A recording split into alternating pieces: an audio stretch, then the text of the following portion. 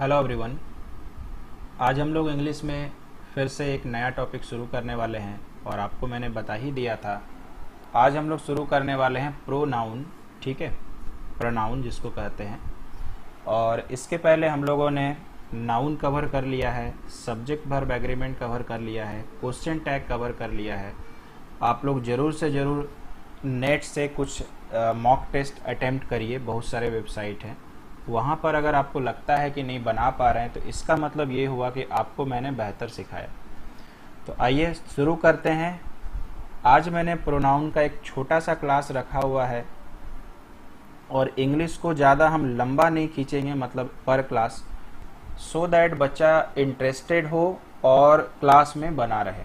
क्योंकि देखने से ये पता चलता है कि लोग इंग्लिश का क्लास डाउनलोड कर रहे हैं और बस छोड़ दे रहे हैं, पूरा देखते नहीं हैं। क्योंकि उन्हें लगता है कि हम लोग केवल ग्रुप डी और एनटीपीसी से रिलेटेड हैं और एग्ज़ाम में आता नहीं है।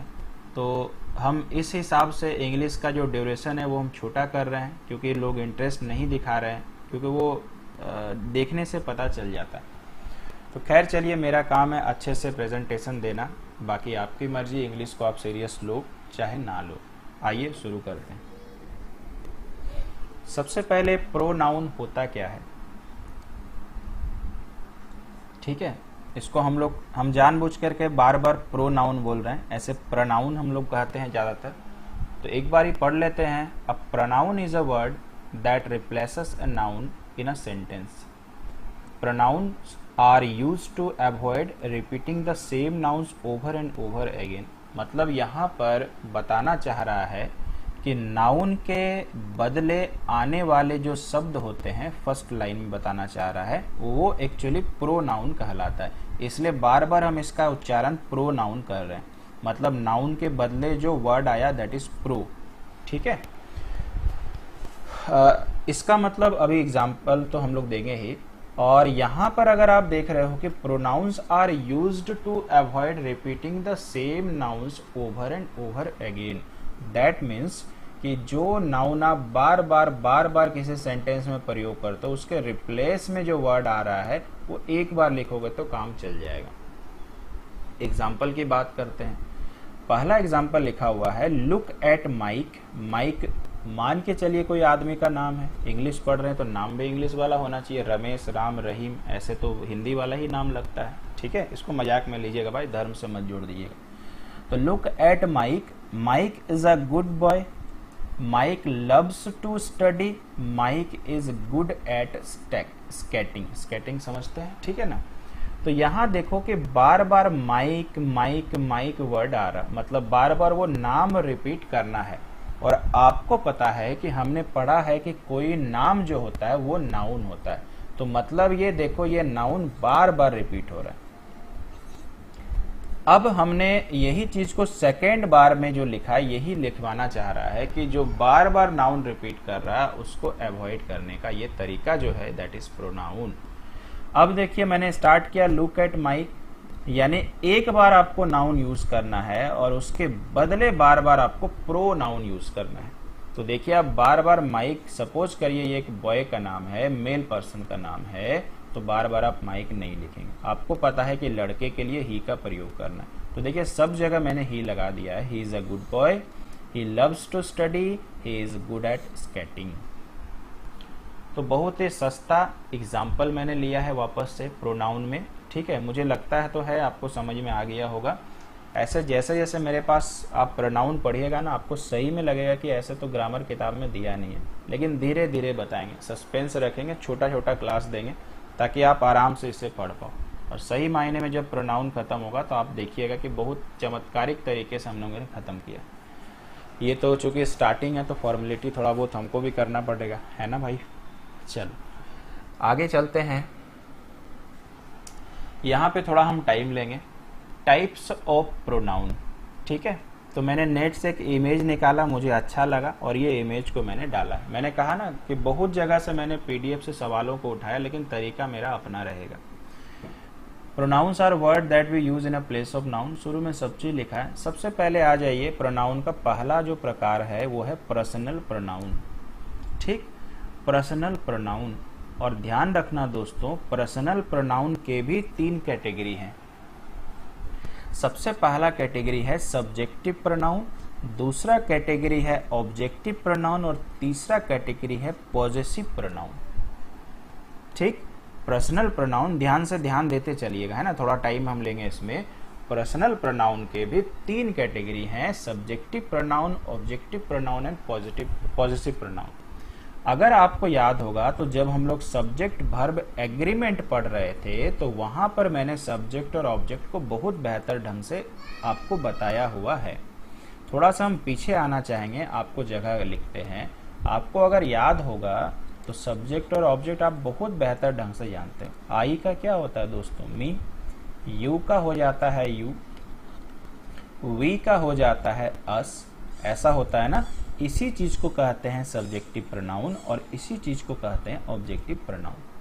तो फिर आप बोलेंगे सर ये जो नया वाला है वो क्या है? Possessive pronoun. ठीक है, तो पॉजेसिव प्रोनाउन मतलब किसी का रिलेशन बताना। तो जैसे जब पॉजेसिव लिखिएगा तो मी का हो जाएगा माई, समझ रहे हैं? ठीक, तो देखो आगे में यही चीज लिखा हुआ है। अगर आप थोड़ा ध्यान से देखिए तो हम थोड़ा कलर चेंज करते हैं, थोड़ा अगर ध्यान से देखिएगा ये वाला तो सब्जेक्टिव केस में लिखा है I, we, you, they, he, she, it, पढ़े हुए हैं। इसी का देखो ऑब्जेक्ट सब लिख लिया, आई का मी, वी का अस, यू का तो वही होता है, दे का देम, ही का हिम, सी का हर और ये इट। अब इसका पॉजेसिव, तो आई का देखो हो गया माई, वी का आपको पता आवर, यू का हो जाएगा योर, दे का हो जाएगा देयर, ही का हिज, सी का हर और इट का इट्स। हम लोगों ने इट्स भी तो पढ़ा है ना। तो मतलब पर्सनल प्रोनाउन भी 3 तरह के हो गए, सब्जेक्टिव, ऑब्जेक्टिव और पॉजेसिव। जब आप टाइप वाइज शुरू करिएगा तो देखिएगा एक टाइप आपका आज ऐसा आएगा जहां पर सब्जेक्टिव और ऑब्जेक्टिव का एकदम चमत्कारिक मेथड कराएंगे। ये इंग्लिश का प्योर ट्रिक्स मेरे पास है, अभी थोड़ी देर के बाद डिस्कस करेंगे। ये था पहला नंबर का, इसको कहते हैं पर्सनल प्रोनाउन। इसके बाद हम लोग पढ़ने वाले हैं, इसको हम बोलेंगे रिलेटिव प्रोनाउन। थोड़ा हम नीचे से एक एक करके जाएंगे। रिलेटिव वर्ड से ही पता चलता है, जो आपको रिलेट करता है, बोल रहा है कि कौन, किसका, किसमें ऐसा है रिलेशन। जैसे आपके रिलेटिव है ना, तो बोलता ये है यूज्ड टू ज्वाइन और relate to different clause together by referring to the noun in the previous clause using pronoun. इतना इंग्लिश को मारिए गोली, इतना तो इंग्लिश अपने को आता नहीं है। आप बस इतना याद करो कि 2 सेंटेंस को ये जोड़ देता है। गोली मारिए कि क्लॉज वगैरह क्या होता है, जब वक्त आएगा तब हम लोग झेलेंगे। आप बस इसको ध्यान से देख लो, हु कौन, हुम कौन। जब आप बाद में पढ़िएगा तो इतना अच्छा तरीका बताएंगे कि कहाँ हु लगेगा, हुम लगेगा, बिना इंग्लिश किए अब आप सीख जाएंगे और हर बार सही करेंगे। 10 में से 10 बार, एक भी बार गलती नहीं होगा। उसके बाद है हुज, विच और दैट। फिलहाल के लिए बता देते हैं कि ये तीनों जो लगता है ये आदमियों के लिए लगता है, जनरली आदमियों के लिए लगता है, और ये जो लगता है ये वस्तुओं के लिए लगता है। ऐसे सब एक एक करके आगे देखिएगा, है ना। आगे चलते हैं। इसके बाद हमारे पास है डेमोन्स्ट्रेटिव प्रोनाउन। अगर हम अपनी बात करें तो मुझे बचपन से याद है दिस, दैट, दिस, दो। हो सकता है मेरे जैसा कोई बच्चा और होगा आप में से, ये मेरे को बचपन से याद है दिस, दैट, दिस, दो, लेकिन पता कुछ नहीं रहता था। ठीक है, बाद में चल के थोड़ा बहुत पता चला। तो इसको हम लोग कहते हैं जनरली डेमोन्स्ट्रेटिव प्रोनाउन। ठीक है, अगर आप बोर हो रहे हो तो बच्चे को देख लीजिए, ठीक है, कम से कम देख लीजिए, बेचारा आपको देख रहा है। ठीक है, आपका बोरियत खत्म हो जाएगा, ये बच्चा भी खुश हो जाएगा। स्माइल थोड़ा लगा देते हैं। चलिए, तो इसका मतलब ये हो गया कि यहाँ पर दिस और दैट जो है कैसे यूज होता है, थोड़ा बहुत यहाँ लिखा हुआ पढ़ते हैं। Used to show or identify one or a number of noun that may be far or near. जैसे थोड़ा सा हम आपको यहाँ ज्ञान देंगे। अगर मैंने लिखा this is my bag, that is your bag. तो देखो, अगर मैंने बोला दिस इज माई बैग तो इससे एक भावना पता चलता है कि मेरा बैग मेरे एकदम सामने है। तो जब भी दिस यूज होता है ना तो उससे नियर का पता चलता है। और अगर मैंने बोला दैट इज योर बैग तो इससे पता चलता है कि आप किसी दूर चीज के बारे में इंडिकेट कर रहे हैं। और यहाँ पर यही चीज ये बोलना चाह रहा, फार मतलब दूर, नियर मतलब सामने। अब यहाँ पर एक चीज लगता है कि सर मेरे को हिंदी तो इतना पता नहीं है, तो कैसे पता चलेगा? वो टेंशन मेरे को दे दीजिएगा, वक्त आएगा आपको वो भी सिखाएंगे। दिस का प्लूरल हो जाता है दीज, दैट का प्लूरल हो जाता है दोज। यानी दिस एक के लिए लगता है, दीज एक से अधिक के लिए, सिमिलरली दैट एक के लिए लगता है, दोज एक से अधिक के लिए। आशा करते हैं डेमोन्स्ट्रेटिव प्रोनाउन में थोड़ा बहुत आपने ज्ञान ले लिया होगा। इसके बाद आते हैं, इसको कहते हैं इनडेफिनिट प्रोनाउन। और अगर आपको याद होगा तो हमने पढ़ा था वन, बॉडी, कैसे याद करवाए थे, वही चीज है भाई। Used to show unspecified object और पीपल वेदर प्लूरल और सिंगुलर। जैसे है समवन, तो वन वाला सब ले लीजिए जितना वन आता है, ठीक है। Someone, no one, anyone, जो वन, ठीक है। तो भाई समवन और एनी वन तो लिखा है। बॉडी वाला सब ले लीजिए, एनीबडी, समबडी, ठीक है, नोबडी, सबके सब आ जाएंगे। और क्या है इसमें, नोवेयर नया, फ्यू, मेनी, नथिंग। ये डॉट डॉट में और आगे पढ़िएगा। फिलहाल इसको यहीं पर, इसमें हम एक्स्ट्रा कुछ नहीं बताते हैं। ये हुआ प्रोनाउन का चौथा काइंड। अब हम लोग देखते हैं पांचवा काइंड, इंटरोगेटिव, ठीक है। ये इंटरोगेटिव ना, ये टीचर लोग बहुत अच्छा जानता है। बार बार बच्चे से पूछ पूछ के परेशान कर दिया, हु बोल बोल के परेशान, और अपने को पता नहीं है। इसको देखने से ऐसा लगता है कि सर इधर भी तो है, काहे को दोबारा दिमाग खराब करते हैं। एक बार बता दी, उसको दोबारा बोलना जरूरी है क्या? तो भाई जरूरी है। ये अलग संदर्भ में यूज होता है और ये अलग संदर्भ में यूज होता है। ऐसे दोनों के बारे में पढ़िएगा तो डिफरेंस पता चल जाएगा। ये तो मैंने पढ़ दिया, एक बार इसको पढ़ते हैं। Used to ask questions about a person, object that we do not know. बोलता है कि जिसके बारे में हम नहीं जानते उसमें क्वेश्चन करने के लिए यूज होता है। और अगर आपने ध्यान दिया होगा तो यहाँ क्वेश्चन करने के लिए नहीं था, दो सेंटेंस को जोड़ने के लिए था। ये दोनों में अंतर है, लेकिन दोनों है एक ही चीज। क्या क्या आता है, हु, हुम, जो यहाँ पे भी आ रहा था। उसके बाद देखो सब अलग हो गया, विच यहाँ पे भी आ रहा था, what, who ever, which ever. कैसे प्रयोग होता है, वक्त आने पर पता चलेगा। That is called interrogative. दोनों में डिफरेंस क्या है, एक में क्वेश्चन मार्क लगेगा, एक में नहीं लगेगा। क्लियर? चलिए इसके बाद आ जाते हैं दोस्तों रिफ्लेक्सिव प्रोनाउन। रिफ्लेक्सिव और इंटेंसिव प्रोनाउन, ज्यादातर ये रिफ्लेक्सिव ही कहलाता है। कुछ नहीं करना यार, लास्ट में अगर किसी शब्द का सेल्फ लग जाए और या नहीं तो सेल्व्स लग जाए तो वो रिफ्लेक्सिव बन जाता है। और किसमें लगाएंगे, सेल्फ या सेल्फ? हमेशा लगाना है आपको पॉजिटिव प्रोनाउन में, ठीक है। अभी हम देखो प्रूव करते हैं। सेल्फ और सेल्व्स में अंतर क्या है सर? एक जन के लिए सेल्फ लगेगा, एक से ज्यादा के लिए, जो हमारी भाषा में दो कहलाता है, आपको पता होगा, उसमें सेल्व्स लगेगा। और हमेशा याद रखना, सेल्फ या सेल्व्स वर्ड किसमें लगेगा? हमेशा पॉजिटिव प्रोनाउन में लगाना, और कहीं पे भी मत लगाइए। अब आप पॉजिटिव प्रोनाउन पहले यहाँ ध्यान दो। देखो माई है, माई मतलब मुझे बताइए एक या एक से ज्यादा, तो माई मतलब सर एक ही तो होता है, तो इसके साथ लगेगा केवल सेल्फ, ठीक है।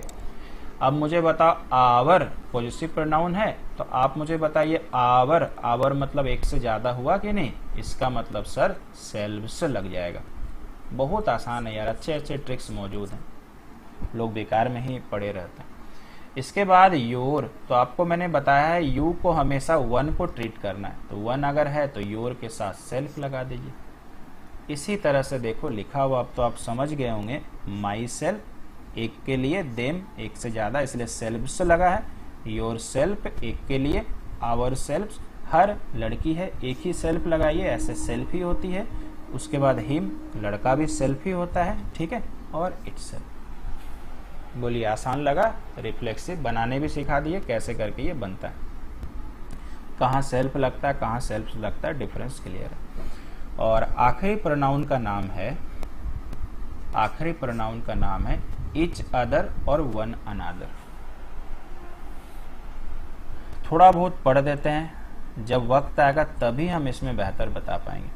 Used when two or more nouns are doing or being the same to one another। बोलता है कि जब दो काम एक ही जैसा हो रहा है, बाकी हम अपनी भाषा में अच्छा बता रहे हैं, जब दो काम एक ही जैसा हो रहा है तब बोलता है कि ईच अदर यूज करो या वन अनदर यूज करो। किस संदर्भ में?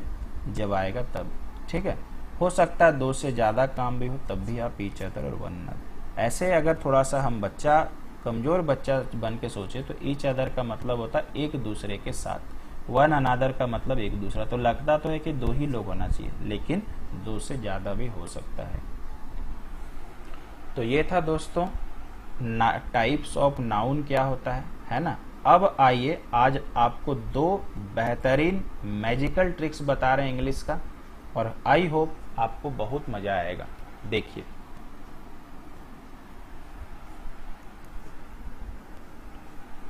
सबसे पहले अगर आप देख रहे हैं तो पर्सनल प्रोनाउन लिखा हुआ है, और पर्सनल प्रोनाउन अगर आप देखते हो तो इसमें सबसे पहले ये चीज़ को ध्यान से समझिएगा। ऐसे ये चीज़ जो है बच्चा बचपन से जानता है। पहला लिखा हुआ है सिंगुलर और दूसरा लिखा हुआ है प्लूरल। सबसे पहले अगर देखते हैं तो यहाँ पे है फर्स्ट पर्सन। फर्स्ट पर्सन में आपको याद रखना है आई, मी, माई, माइन। मुझे लगता है अगर आपको ज़्यादा टेंशन हो रहा होगा तो आप इतना याद रखो आई, और आप नहीं तो और टेंशन हो रहा है तो आप इतना ही याद रखो कि आई और वी जो होता है वो फर्स्ट पर्सन है, एक नंबर है। सेकंड नंबर में क्या होता है सर? ओनली यू होता है। थर्ड नंबर में क्या होता है सर? ही, सी, इट और हमारा दे। समझ रहे हो आप? यार सिंगुलर और प्लूरल को मारिए गोली, ठीक है, जैसे मारना चाहते मार दीजिएगा, क्योंकि मेरे भाई 1 और 2 आपको तो बच्चा इतना अच्छा आप लोग हैं कि 1-2 तो समझ ही जाते हैं। आप लोग तो इंग्लिश में इतना अच्छा पहले से हैं, काहे को सिंगुलर प्लूरल करिएगा। आप मुझे बताइए आई मतलब 1 हुआ कि नहीं, वी मतलब 2 हुआ कि नहीं, तो ये सिंगुलर ये प्लूरल। हमारी भाषा में 2 को ही प्लूरल बोलते हैं। यू का होगा सिंगुलर में भी यू और प्लूरल में भी यू। उसके बाद अगर आप जाइएगा तो ही मतलब 1, सी मतलब 1, इट मतलब 1, तो इसका मतलब ये हो गया कि ये थर्ड पर्सन आ जा रहा, इसका मतलब ये सिंगुलर में जाएगा। और दे मतलब होता है 1 से ज़्यादा, हमारी भाषा में 2, तो थर्ड पर्सन में ये प्लूरल हो जाएगा। यही ये चार्ट दिखाया गया, और अगर चार्ट देखिएगा तो आपको चार्ट देगा, आप टेंशन में आ जाएंगे। ठीक है, तो ऐसे नहीं इंग्लिश करना, मज़े के साथ पढ़िएगा, जैसा हम बता रहे हैं आप वैसा चलो, आपको टेंशन कभी नहीं होगा। तो इसका मतलब सारांश ये था कि फर्स्ट पर्सन, अब छोटा सा हम लिखेंगे फर्स्ट पर्सन, एक मतलब फर्स्ट पर्सन, आई और वी आएगा जो जो जरूरी है। सेकंड पर्सन यू आएगा, आप 2 यू लिख देना, सिंगुलर प्लूरल में भी कर सकते हो, और इसमें आएगा ही, सी, इट और दे। अब देखिए कैसे चमत्कारिक ट्रिक से हम लोग सॉल्व करते हैं। सबसे पहले देखिए है टाइप नंबर 1, 2 ही टाइप आज आपको सिखाएंगे। टाइप नंबर 1 में देखिए रूल नंबर 231, जैसे कमरा नंबर होता है ना, आज हम लोग रूल नंबर पढ़ेंगे। 231 रूल और 123 रूल है। अब यार 2, 3, 1 का मतलब क्या है? 2 मतलब सेकंड पर्सन, 3 मतलब थर्ड पर्सन, 1 मतलब फर्स्ट पर्सन। आइए सीखते हैं। सबसे पहले देखो टाइटल क्या लिखा, order of person for singular.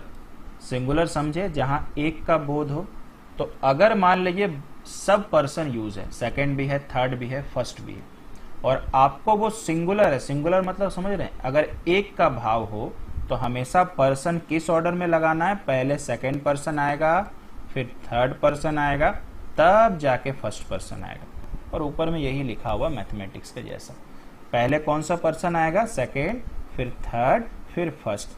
कब? जब बहुत सारे पर्सन्स हो और वो सिंगुलर हो, मतलब वो एक जन वाला हो। अब थोड़ा सा इसमें आपको समझ में आया होगा, ज्यादा नहीं समझ में आया होगा। अगले बार जैसे स्लाइड घुमाएंगे ज्यादा समझ में आएगा, कुछ बाकी रहेगा नहीं। देखिए ये लिखा हुआ है। सबसे पहले देखो order of person for singular वही है, इसमें हम लोग 231 रूल लगाने वाले हैं जो मैंने बताया। अभी देखो पीछे वाले में क्या बोले थे, सेकंड, थर्ड, फर्स्ट। सबसे पहले आप देखो इतना दूर तक,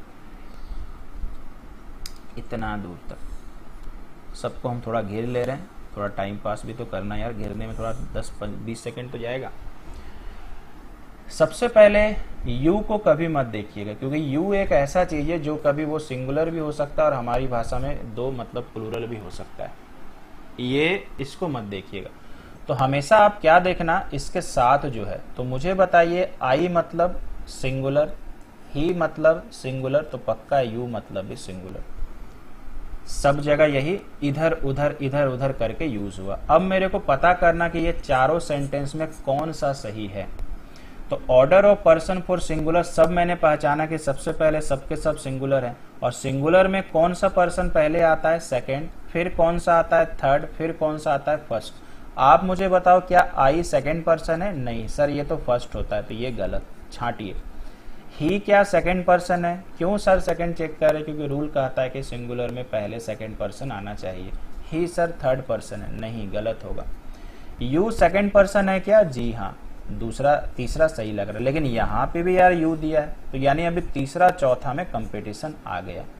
इसके बाद सेकंड पर्सन के बाद कौन सा पर्सन आएगा? Third person. क्या ये आई थर्ड पर्सन है? जी नहीं, ये फर्स्ट है। हम लोग को दो के बाद तीसरा पर्सन आना चाहिए, ये रहा दो के बाद तीसरा, और ये सही। कितना अच्छा ट्रिक्स है। किताब में दिया रहता है यही, लेकिन रिप्रेजेंटेशन उनका गलत होता है। टीचर किताबों चीज को बता रहा है सब, जैसा मान के चलिए इंग्लिश के बड़े बड़े टीचर भी जानते हैं, हम लोग तो यार गांव वाले लोग हैं, लेकिन उनके बताने का तरीका खराब है। उनके बताने के तरीके से मुझे मतलब दिक्कत है। इतना बोझा बच्चे के ऊपर डाल दे रहा है, तो बच्चा ये आसान चीज नहीं समझ पा रहा। तो आप देखो एक बार में समझ गए होंगे। अब सेंटेंस पूरा पढ़ लेते हैं। You, he and I are going to Jamshedpur. ध्यान देना यहाँ पर आर लगेगा क्योंकि एंड है, एंड के पहले इतना जन, इतना तो मुझे बताइए मिला के 2 हो गया। याद है ये रूल पढ़े हुए? तो आशा करते हैं दोस्तों समझ में आया होगा। अब हमारे पास एक सवाल अराइज होता है, क्या सर जरूरी है कि सारा पर्सन क्वेश्चंस पे रहे ही? तो ऐसा बिल्कुल नहीं है, कोई भी 2 पर्सन भी हो सकता है, वो भी मैंने लिया है एग्जांपल। ये देखिए ही एंड आई, तो मुझे बताइए ये भी सिंगुलर, ये भी सिंगुलर हमारी भाषा में, एक ये भी सिंगुलर, ये भी सिंगुलर। आइए देखते हैं क्या दोनों ठीक लिखा है। तो सबसे पहले हम लोग को रूल याद है 231, पहले सेकंड पर्सन आना चाहिए, फिर थर्ड पर्सन, फिर आई। तो सेकंड पर्सन तो दोनों सेंटेंस में दिख नहीं रहा, क्योंकि यू होता है सेकंड पर्सन, तो मार लीजिए गोली, जैसे भी मारना है। तो अगर ये चला गया तो बचा कौन? 3 और 1। तो मतलब इसके बाद अपने को पता चला कि पहले थर्ड पर्सन आना चाहिए, फिर फर्स्ट पर्सन। तो देखो थर्ड पर्सन ही होता है, फर्स्ट पर्सन आई होता है, मतलब पहला वाला सही है। यहाँ तो उल्टा हो गया था, ये गलत। कितना आसान है यार, मजेदार सॉल्यूशन है। ठीक है, बना के तो मन ललच जाता है कि बार बार ये सवाल एग्जाम में दिखे। खैर चलिए, समझ गए होंगे। अब इसके बाद चलते हैं 123 नंबर कमरे पे। ये देखिए 123 नंबर कमरा आ गया। कहता है कि order of person for plural, मतलब अगर तीनों पर्सन प्लूरल हो जाएं, हमारी भाषा में तो 2 होता है, तो हम लोग को कमरा नंबर 123 में पहुंचना है। कहने का तात्पर्य है कि पहले फर्स्ट पर्सन आएगा, फिर सेकंड पर्सन आएगा, तब जाके थर्ड पर्सन आएगा। तो रूल फिर से पिछले बार के जैसा है कि अगर तीनों पर्सन आया तो ये रूल रहेगा, अगर नहीं आया तो जो नहीं है उसको गोली मार दीजिएगा। क्लियर है? एग्जाम्पल आइए देखते हैं। अब आपको मैंने बार बार कहा है कि यू से पहचान नहीं होता, बाकी वर्ड से होगा। तो आप देखो यहां तक को मैंने लगा दिया ताला। अगर आप देखोगे तो यू से अपने को फायदा नहीं है। देखो क्या वी प्लूरल है? बिल्कुल। दे प्लूरल है? बिल्कुल। तो मतलब ये भी प्लूरल होगा। और जब तीनों वर्ड प्लूरल हो जाए या तीनों पर्सन प्लूरल हो जाए तो 123 नंबर रूल फॉलो होगा। मतलब पहले फर्स्ट पर्सन आएगा, फिर सेकंड पर्सन आएगा, फिर थर्ड पर्सन आएगा। तो आइए चेक करते हैं कौन सही है। यू सेकंड पर्सन है, सेकंड से नहीं शुरू होगा। दे थर्ड पर्सन है, नहीं शुरू होगा भाई। वी फर्स्ट पर्सन होता है, बिल्कुल, ये भी वी फर्स्ट पर्सन होता है, यानी ये दोनों में कंपटीशन है। इसके बाद सेकंड आना चाहिए, दे तो थर्ड में होता है भाई, ये नहीं आएगा, यानी ये लास्ट नंबर सही है। बोलिए आसान है। अगर हम डायरेक्ट एक ही एग्जांपल लेते तो मजा खत्म हो जाता है, चेक करने में थोड़ा मजा भी आता है। क्लियर? आज के जमाने का मैंने एग्जांपल लिया है, आइए पढ़ देते हैं। We, you and they were following unlock 2 guidelines. हम लोग फॉलो कर रहे थे। ठीक है, जस्ट मैंने लिखा हुआ है अभी के हिसाब से, जो है वो पुराना एग्जाम्पल सब लेके फायदा थोड़ी यार। Cat sit under the table, बिल्ली अभी वो टेबल के नीचे बैठी है। स्कूल टाइम में भी बैठे रहती थी, कॉलेज में गए तब भी बैठी, ग्रेजुएशन पास किए तब भी बेचारी बिल्ली। कभी डॉग को भी बैठाया करो। ठीक है, मेरे को बड़ा हंसी आता है, सारे टीचर लोग कैट को ही नीचे बैठा कर रखते हैं, डॉग को भी बैठाइए। ठीक है, कभी कबूतर भी बैठाइए, पिजन को भी बैठाइए, नहीं बैठाते हैं, ठीक है। हम तो यार हमेशा बैठाए रखते हैं, आजकल कैट को बैठाते ही नहीं नीचे। खैर चलिए, मज़ा आ गया होगा। ये था टाइप नंबर 1। अब एक ज़बरदस्त टाइप मैजिकल ट्रिक्स के ऊपर जाते हैं, टाइप नंबर 2। ये सब फोटो इंटरेस्ट के लिए है। अब हम लोग पढ़ने वाले हैं दोस्तों पर्सनल प्रोनाउन। और पर्सनल प्रोनाउन में जैसे ही मैंने बताया सब्जेक्टिव प्रोनाउन, ऑब्जेक्टिव प्रोनाउन, ये मैंने बता दिया। आई का मी, यू का यू, वी का अस, हिम, हर, इट, देम। ई का यहाँ इट्स कर लीजिएगा, ठीक है। आइए इस पर जो ट्रिक्स है बहुत मज़ेदार है। यहाँ पे लिखा हुआ है पर्सनल प्रोनाउन के बारे में थोड़ा सा डिटेल पढ़ लेते हैं, क्या दिक्कत है, थोड़ा बहुत पढ़ना भी चाहिए। Personal pronouns are used for a specific object or person and they change their forms to indicate the different gender, number, case and person. फिलहाल के लिए इतना समझिए कि जेंडर और नंबर इतना ही लेके चलो, ये पर्सनल प्रोनाउन होता है। जेंडर यार मेल फीमेल जो भी है, कोई लड़का लड़की आ जाएगा, जानवरों में कोई आ जाएगा चलेगा, नंबर में कुछ आ जाएगा चलेगा, तो सबके सब हमारे हो गए पर्सनल प्रोनाउन। यहाँ पे फिर आप देखो लिखा हुआ singular pronoun, where the pronouns is only referring to one specific noun. मतलब आप शब्द सही समझ में आ गया। That book belongs to me, तो यहाँ पे मी मतलब एक जन हो रहा, इसको सिंगुलर प्रोनाउन बोला गया। प्लूरल प्रोनाउन एक से ज्यादा होगा, योर्स देखो है, कोई ज्यादा बड़ा नहीं है यार। Subjective case, objective case, positive case, इसको केस लीजिए ही नहीं, ये केस आप मत झेलिए। ये सब केस जिन्होंने ये फोटो बनाया उनको झेलने दीजिए, आप बस आगे वाले स्लाइड में मजा लेने के लिए तैयार रहिए, मैं गारंटी देता हूँ मजा आएगा। टाइटल देखो क्या है टाइप नंबर 2 का, subjective and objective pronoun usages. अब ये मेरा अपना अनुभव और मेरे द्वारा बनाया गया ट्रिक्स है और 100% मैंने ही बनाया है, ठीक है, किताबों से हटके। जब भी आपको सब्जेक्टिव और ऑब्जेक्टिव प्रोनाउन का प्रयोग करना है, दोनों क्या होता है मैंने बता दिया। फॉर एग्जाम्पल ये आई हो गया, ये मी हो गया। जब इनका प्रयोग करना है तो 3 रूल आपको याद रखना है। सबसे पहला काम करना है वर्ब पहचानिए, और भाई वर्ब पढ़ के आए हुए हैं, क्योंकि सब्जेक्ट वर्ब एग्रीमेंट इसीलिए पढ़ाए थे। वर्ब के पहले हमेशा सब्जेक्टिव प्रोनाउन लगाना है, बहुत क्लियरली हिंदी में लिखा हुआ है। वर्ब पहचानो पहला काम, वर्ब के पहले हमेशा सब्जेक्टिव प्रोनाउन होगा और वर्ब के बाद हमेशा ऑब्जेक्टिव प्रोनाउन होगा। वर्ब के पहले सब्जेक्टिव प्रोनाउन होगा, वर्ब के बाद ऑब्जेक्टिव प्रोनाउन होगा। यही गोल्डन ट्रिक्स इसको बोलते हैं, मैजिकल ट्रिक्स। देखिए ये ट्रिक्स कितना मजेदार है, अब अगले स्लाइड में पता चलेगा। देखो इसमें बोल्ड में जो काला काला है, इसमें ऑप्शन चुनना है।